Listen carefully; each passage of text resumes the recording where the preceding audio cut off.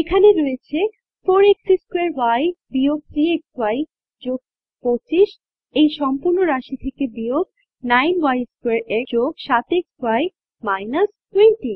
এখন যখন আমরা দ্বিতীয় রাশি থেকে প্রথম রাশি থেকে বিয়োগ করছি সেটা বন্ধনী না থাকা অবস্থায় প্রতিটি পদকে আলাদাভাবে বিয়োগ করার মতোই।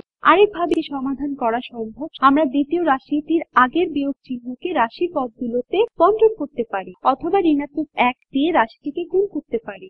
আমরা এই প্রথম রাশিটিকে অপরিবর্তিত রেখেই লিখছি 4x² - 3xy + 25। এখন আমি ঋণাত্মক 1 দিয়ে পরের রাশিটি গুণ করলে পাই ঋণাত্মক 1 কে 9y² দিয়ে গুণ করলে পাই 9y²x।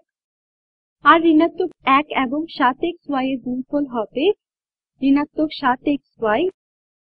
আর ঋণাত্মক 1 আর ঋণাত্মক 20 এর গুণফল হবে ধনাত্মক 20। এখন একই রাশিগুলোকে যোগ করা যাক। এখানে আমি শুধু একটি x² দেখতে পাচ্ছি আর নেই, তাই আমি 4x² লিখে ফেলি। এখানে একাধিক xy পদ রয়েছে, আমরা এদের একত্রিত করতে পারি।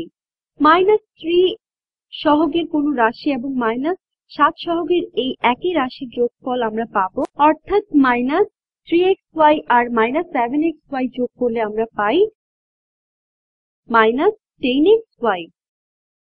আর এখানে আমরা পাই একই রকম দুটি রাশি 25 এবং 20।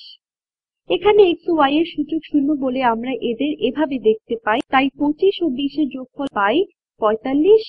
তারপর পাই ঋণাত্মক 9y²x।